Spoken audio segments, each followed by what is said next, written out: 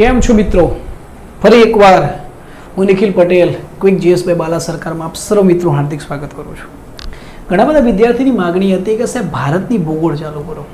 થોડો વ્યસ્ત હતો એટલા માટે લઈ ના શક્યો, પણ આજે એક નવી સિરીઝ ચાલુ કરું છું. નાના નાના સ્લોટમાં સંપૂર્ણ ભારત ભૂગોળ. શરૂઆત મારા ભારત વર્ષની કરવી છે ભારતના સામાન્ય માહિતી અને ભારતના નામકરણથી. પ્રાચીન કાળથી લઈને અર્વાચીન કાળ સુધી ભારતનું નામ કેવું હતું, કેવી રીતે બદલાયું, એના વિશે વાત કરવી છે. ક્યાંક તમે ભૌગોલિક રીતે જોવા જાઓ તો મારું ભારત તમને આવું દેખાશે. ભારત વર્ષ એ એશિયાથી આખું અલગ પડે છે.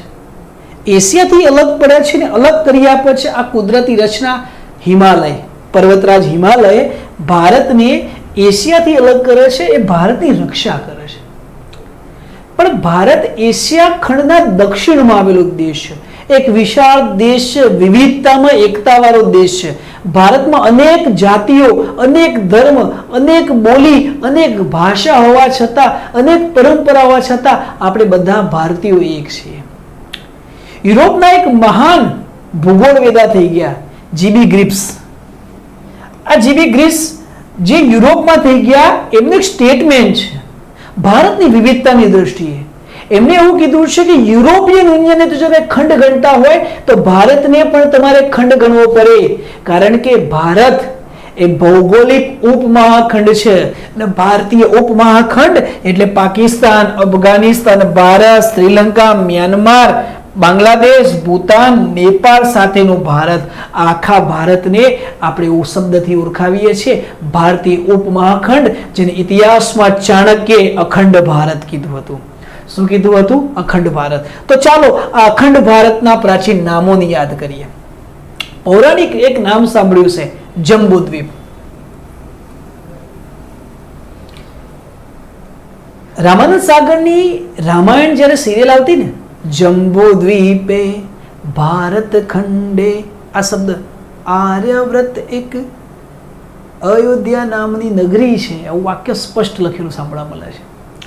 પ્રાચીન અનેક ગ્રંથો, પુરાણો, રામાયણના ઇતિહાસ અને અશોકના શિલાલેખોમાં આ જંબુદ્વીપનો શબ્દ ઉલ્લેખ થયો છે. દોસ્તો, જંબુદ્વીપનો મતલબ થાય જાંબુના વૃક્ષોની ભૂમિ. જંબુદ્વીપ એટલે જાંબુના વૃક્ષોની ભૂમિ, જેને કહેવાય છે ભારત ખંડ. એટલે ભારત માટે એવું કહેવાય છે કે ભારતનો પટ્ટો એ દક્ષિણના ભાગ એ આખો જંબુદ્વીપ હતો. કેવો હતો? જંબુના વૃક્ષો વાળો હતો. બીજું ભારતનું એક પ્રાચીન નામ છે આર્યવ્રત. કયું પ્રાચીન નામ છે? આર્યવ્રત. આર્યોની ભૂમિ કહેવાય છે. તમારા માટે પણ એક સવાલ મૂકું છું દોસ્તો, જો તમે જાણતા હોય તો કોમેન્ટ બોક્સમાં જણાવો, આર્યો મૂળ ક્યાંના હતા? આર્યોની જગ્યા કઈ? એવું તમે ક્યાંક વાંચ્યું હશે કે આર્યોનું નિવાસ એટલે આર્યવ્રત, જેની ઉત્તરમાં પર્વતરાજ હિમાલય હોય ને દક્ષિણમાં વિંધ્યાચલ નામની પર્વતમાળા હોય. આ હિમાલય અને વિંધ્યાચલ પર્વતમાળાની વચ્ચેના વિસ્તારમાં આર્યોના કબીલાઓ હતા. એટલે વિંધ્યાચલ ને હિમાચલ પર્વતમાળાની હિમાલય અને વિંધ્યાચલની પર્વતમાળાની વચ્ચે આર્યો જે વસ્યા હતા, એ આર્યોની ભૂમિને આપણે આર્યવ્રત કહીએ છીએ. શું કહીએ છીએ? આર્યવ્રત. આર્યવ્રત એટલે જ જંબુદ્વીપ.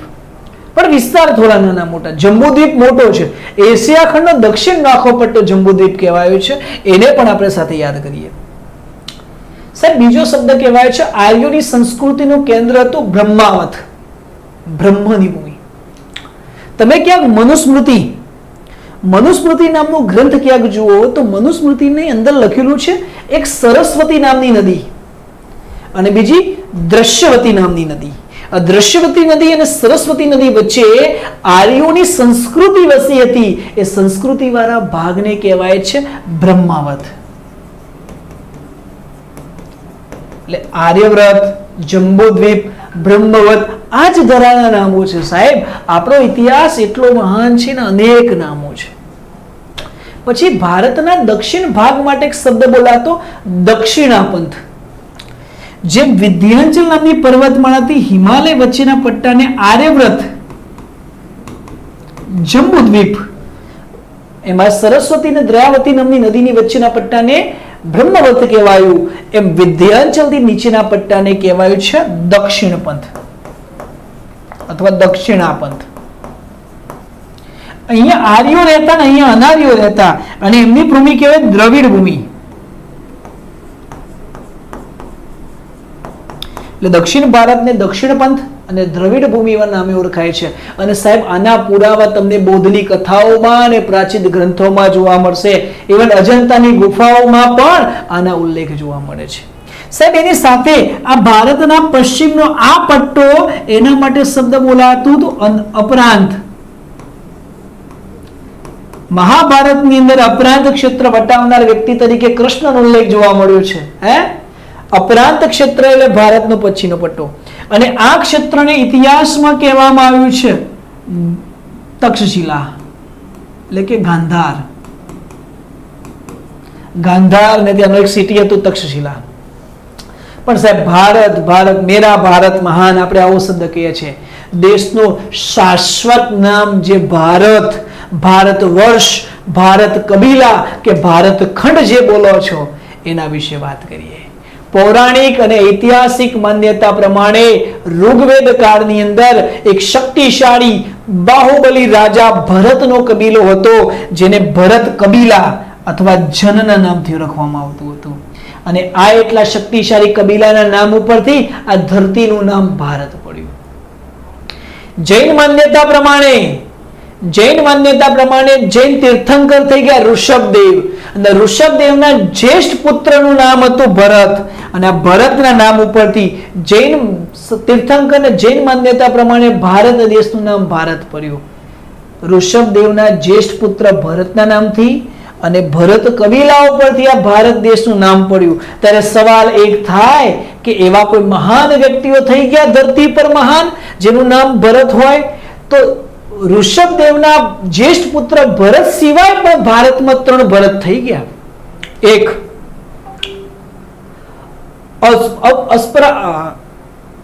અપ્સરાની પુત્રી શકુંતલા અને ચક્રવર્તી સમ્રાટ દુષ્યંત રાજા, અને બંનેની જે પ્રેમ કહાની, જેને ક્યાંક ટાઈમ મળે કવિ કાલિદાસની અભિજ્ઞાન શાકુંતલમ ક્યાંક વાંચ્યું, જે દુષ્યંત રાજા અને શકુંતલાનો એક પુત્ર જન્મ છે જેનું નામ પડે છે ભરત. દુષ્યંત રાજાને એક શકુંતલાના પ્રેમમાં, શકુંતલા જ્યારે દુષ્યંત રાજા એના રાજ દરબારમાં જઈને રહેવા લાગ્યા, એવા સમયગાળામાં એના વિચારોમાં મગ્ન હતી ને દુર્વાસા ઋષિ આવી ગયા અને એના ધ્યાનમાં દુર્વાસા ઋષિએ શ્રાપ આપી દીધો, જેના કારણે એ બંને અલગ થઈ ગયા. અને પછી દુષ્યંત રાજાની જે વિંટી ખોવાઈ ગઈ તેની પાછી મળે છે. ક્યારેક યુટ્યુબમાં આખી સ્ટોરી તમને મજાની કહીશ. જો ઈચ્છા હોય દુષ્યંત રાજાની અભિજ્ઞાન શાકુંતલમની સ્ટોરી સાંભળવાની તો કોમેન્ટ કરજો, હું તમને 100% કહીશ. તો એ પછી દુષ્યંત રાજા જ્યારે શકુંતલાને લેવા આવે છે ત્યારે જંગલમાં એક છોકરો સિંહનું મોઢું ફાડીને એના દાંત ગણતો હતો અને પ્રાણીઓને હુકમ કરતો હતો, ચલો બેસી જાઓ, તું આ કર પેલું કર. આ જોઈને દુષ્યંત રાજા ચકિત થઈ જાય છે કે આ ખરેખર આ તેજસ્વી બાળક કોણ છે. એના જોડે જઈને વાતો કરે છે અને પાછળથી ખબર પડે છે એનો જે સંતાન છે યાર એ દુષ્યંત રાજાનો વીર પુત્ર ભરત, જેને આર્યો અને અનાર્યોને એક કર્યા અને શાંતિ સ્થાપી, જેના નામ ઉપરથી ભારત દેશનું નામ પડ્યું છે ભરત. બીજું રઘુકુળ, અયોધ્યા અવધ નગરીમાં દશરથ રાજાનો પુત્ર ભરત. કૈકેયી અને કૈકેયીનો દીકરો ભરત. બધાને રામવાલા હતા. કૈકેયીએ ભરતને રાજા બનાવવા માટે રામને વનવાસ આપ્યો. એના પિતા મૃત્યુ પામ્યા. ભરત, જેનો કોઈ વાંક જ નથી, એ માણસ માફી માંગતો પડ્યો રામ જોડે કે રામ મને માફ કરે, મારા કારણે ભાઈ તારે વનમાં જવું પડ્યું. અને પોતાના ભાઈ વતીથી 14 વર્ષ અયોધ્યાની બહાર નંદીગ્રામમાં ખાડો ખોદીને રહે, વલકર પહેરીને જીવન જીવે અને 14 વર્ષ સુધી અયોધ્યાની રક્ષા કરી, મેનેજમેન્ટ કર્યું. એક શ્રેષ્ઠ વહીવટ કરતા ભારત દેશને મળ્યા ને તો મમ પ્રિય ભરત સમભાઈ વાક્ય સાંભળ્યું છે ને, એ મહાન ભરત. એટલે ભગવાન રામના અનુજભાઈ, અદ્ભુત આદર્શભાઈના કેરેક્ટરમાં ભરત પહેલા નંબરે ને બીજા નંબરે લક્ષ્મણ આવે. હા, અને પ્રાચીન ગ્રંથ નાટ્યશાસ્ત્રના રચિતા ભરત મુનિ, નાટ્યશાસ્ત્રને 5મો વેદ કહેવાય છે, એવા આ ભરત મુનિ ભારતમાં થઈ ગયા. એટલે આ ત્રણ મહાન ભરતના નામ ઉપરથી જેને સંસ્કૃતિની ઇતિહાસને કંઈક આપ્યું છે એવા મહાન ભારતના ભૂમિનું નામ, એવા વીર યોદ્ધાઓ, સંસ્કારના સિંચન કરતા મહાન પુરુષોના નામ ઉપરથી ભારત દેશનું નામ પડ્યું છે. કોઈ પૂછે ને કે તારા દેશનું નામ કોના પરથી પડ્યું, કહેજો વીર યોદ્ધાઓ, સંસ્કૃતિના રક્ષકો અને જનકોના નામ ઉપરથી ભારત દેશનું નામ પડ્યું છે. હવે વાત કરીએ ભારતની એક અલગ ઓળખની. જીબી ગ્રિપ્સ એવું કીધું છે કે ભારતીય સંસ્કૃતિ એ સિંધુ ખીણની સંસ્કૃતિ છે, સિંધુ નદી. અને વૈશ્વિક રીતે ભારતની ઓળખ ઇતિહાસમાં સિંધુ નદીથી થતી, કારણ કે ભારત સિંધુ નદીથી પૂર્વમાં હતું અને ભારતના લોકો સિંધુ નદીને વટાવીને જતા નહોતા, વ્યાપાર જ કરતા હતા. એટલે દુનિયાભરના લોકો ભારતમાં આવે તો સિંધુ નદીથી ભારતને ઓળખતું, અને આ સિંધુ નદીના કારણે જ દોસ્તો આપણને આજ ઓળખ મળી છે. પર્શિયન લોકો વ્યાપાર કરવા આવતા અને પર્શિયન લોકો સિંધુ શબ્દ બોલી શકતા નતા, એ સની જગ્યાએ હ બોલતા. ઈરાની પર્શિયન લોકો જે મહેસાણા વાળા હોય ને, શું છે નથી બોલી શકતા, હું હ. કાઠિયાવાડી લોકો શું છે ને શું છે આમ બોલે. આપણી બોલીમાં પણ તમે જુઓ કે વેરિએશન આવે છે, આપણે જે ઉચ્ચારણ નથી કરી શકતી. આપણી તાકાત છે ભાઈ બોલવું, પ્રાદેશિક દેશી બોલવું જ બોલવું. મને ઘણા કહે છે કે બાલા તું કોમ્પિટિટિવ એક્ઝામમાં લેક્ચર લે છે, શુદ્ધ ગુજરાતી બોલને. હું કહું છું જેના ભણવાયા ભણા, આપણે તો દેશી માણા રહ્યા, મેહોણા ના રહ્યા, તો આપણી બોલીમાં મેહોણા પણ તો આવવાનું જ છે. હા, એ પાણી ફાવે જ નહીં, પોણી જ ફાવે. બામ માથે લગાવ્યો જ નથી, આજ સુધી બોમ્બ જ લગાવ્યો છે, જેનાથી આખી દુનિયા ડરે. બોમ્બ અમે માથે ચોપડી ફરીએ. જય ગુજરાતી. ચલો, તો પર્શિયન ઈરાનના લોકો સની જગ્યાએ હનો ઉચ્ચાર કરવા લાગ્યા, એટલે સિંધુની જગ્યાએ હિન્દુ બોલવા લાગ્યા, અને હિન્દુ પરથી એ ભારતનું નામ પાડ્યું હિન્દ અને હિન્દુસ્તાન. એટલે મધ્યકાલીન ભારતના ઇતિહાસમાં જ્યારે મુગલો ભારત ઉપર યુદ્ધ કરીને આયા ત્યારે એ બોલતા हिंदुस्तान में जाएंगे, इसीलिए हमारा देश का नाम हिंद और हिंदुस्तान प्रचलन में आ गया. એટલે ભારતના નામ તો જુઓ, આર્યવ્રત, જંબુદ્વીપ, બ્રહ્માવત ઉત્તર ભારત, દક્ષિણ ભારત કહેવાય દક્ષિણાપંથ, દ્રવિડ ભૂમિ, અને હિન્દુ હિન્દુસ્તાન હિન્દ કહેવાયા. પછી યુરોપિયન લોકો આયા, એમને કીધું ઇટ ઇઝ ઇન્ડિયા. એમાંય મજા આવી.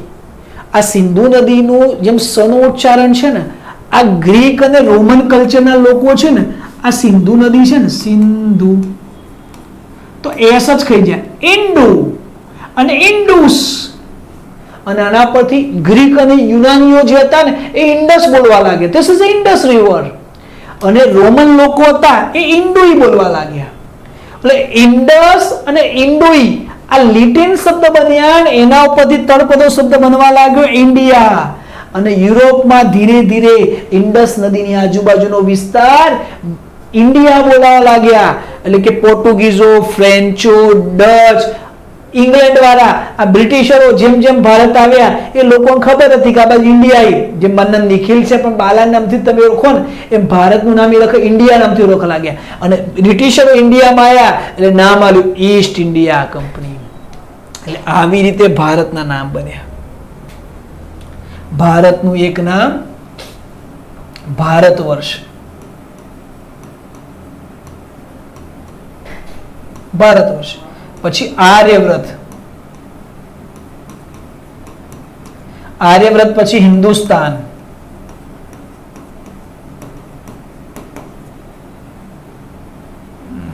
એક કામ કરો ફરથી લખું છું નામ.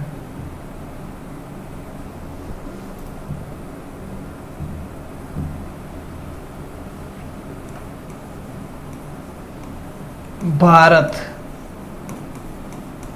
પછી સમજાવું કેમ લખું છું.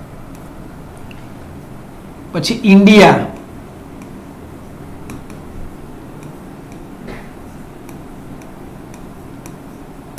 ઇન્ડિયા પછી હિન્દુસ્તાન,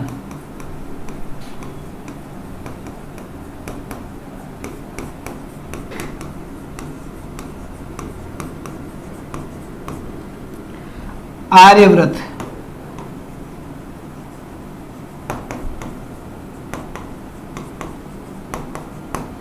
અને બીજું નામ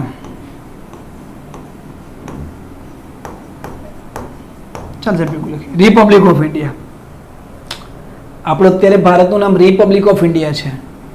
બી BIHAR, બિહાર. બિહાર રાજ્યનો શબ્દ એવો છે કે એના એક એક અક્ષરમાં ભારતનું પ્રાચીન નામ આવી જાય છે બિહારમાં. અદ્ભુત ના કહેવાય? જીઓ બિહાર કે લાલ. હવે આપણે સત્તાવાર રીતે હાલ ભારતને કયા નામે ઓળખાઈએ છીએ ખબર છે? આપણે બંધારણની અંદર પરિપ્રેક્ષમાં સ્પષ્ટ કીધું છે કે આપણે આધુનિક તો થયા છીએ પણ પ્રાચીનતમ ભાષા અને આપણું અસ્તિત્વ પણ આપણે ક્યાં મૂક્યું નથી. બંધારણના ભાગ 1 ની અંદર, ભારતના બંધારણના ભાગ 1 ની અંદર જેનો વિષય છે સંઘ અને રાજ્યના ક્ષેત્રો, એની અંદર અનુચ્છેદ 1 આર્ટિકલ 1 એમાં લખ્યું છે India that is a Bharat shall be a union of the state.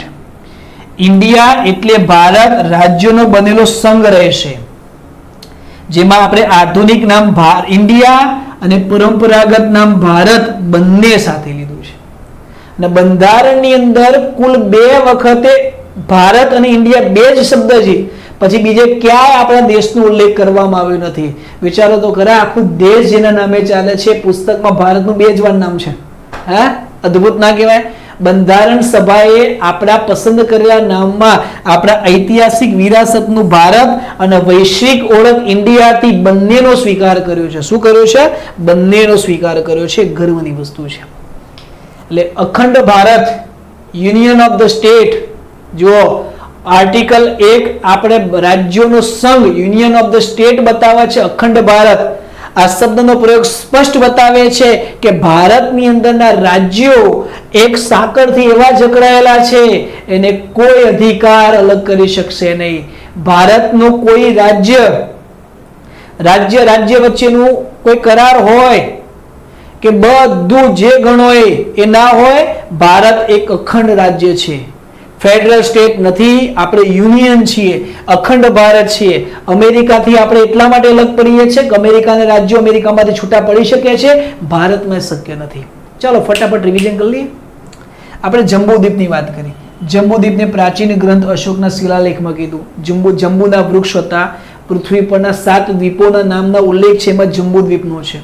બીજું આર્યોની ભૂમિ એટલે આર્યવ્રત, જે હિમાલય અને વિંધ્યાચલ વચ્ચેનો પટ્ટો કહેવાય. બ્રહ્માવત એટલે કે મનુસ્મૃતિની અંદર ઉલ્લેખ કરવામાં આવ્યો છે. સરસ્વતી અને દ્રશ્યવંતી નામની નદી છે, એની વચ્ચેનો વિસ્તાર છે. ભારત, જેનું ઋગ્વેદ અને જૈન માન્યતા પ્રમાણે છે. શક્તિશાળી ભરત કબીલા અને ભરત મુનિના નામને 3 બીજા ભરત કીધા. બૌદ્ધ ગ્રંથોમાં દક્ષિણાપંથ એટલે વિંધ્યાચલથી દક્ષિણનો ભાગ દક્ષિણ ભારતને કહેવાયું છે. પર્શિયન લોકો ભારતને હિન્દુસ્તાન કહેતા, કારણ કે લોકો સ નતા બોલી શકતા. સિંધુ નદીની જગ્યાએ હિન્દુ નદી બોલતા. અને ઇન્ડિયા ગ્રીક રોમન લોકોએ કીધું, કારણ કે ઇન્ડસ નદી ઉપરથીનું નામ પડ્યું છે. તો ભારતની અંદર નામોનો ઇતિહાસ આવો છે. બરોબર? તમે જ્યારે પણ નવરા પડો તો તમારા માટે બોક્સ મૂકેલું છે રિવિઝન કરવા માટે. આ એક નાનકડો ટોપિક હતો દોસ્તો, આ એક નાનકડો ટોપિક હતો. આપણે ભારતની ભૂગોળને આવી જ રીતે આગળ લઈ જવાના છીએ. જો તમારે આવા જ વિડીયો જોવા હોય તો યુટ્યુબમાં આપણી ક્વિક GS બાય બાલા સરકાર નામની ચેનલ છે, એને ફોલો કરી શકો છો. ઇન્સ્ટાગ્રામમાં બાલા સરકાર નિક પટેલ નામની આઈડી છે. ટેલિગ્રામમાં બાલા સરકાર 108. અને કોઈ પણ ક્વેશ્ચન હોય તો તમે મને વોટ્સઅપ આ નંબર ઉપર કરી શકો છો. સ્પર્ધાત્મક પરીક્ષાની તૈયારી કરતા કોઈ પણ યુવા મિત્રોને આપણે મદદ કરવા માટે જ આ યુટ્યુબ ચેનલ ચાલુ કરી છે. ફ્રી ટાઈમ જ્યારે પણ મળશે ત્યારે આપણે આ ભારતની ભૂગોળની સિરીઝને આગળ વધાવીશું. જો ગમે તો સબસ્ક્રાઇબ કરજો અને તમારા બીજા મિત્રોને પણ આને કહેજો કે સબસ્ક્રાઇબ કરે. ભેગા થઈને જ્ઞાનનો ઉત્સવ મનાવીએ. રજા આપજો દોસ્તો. બાલા સાહેબના જય શિયારામ.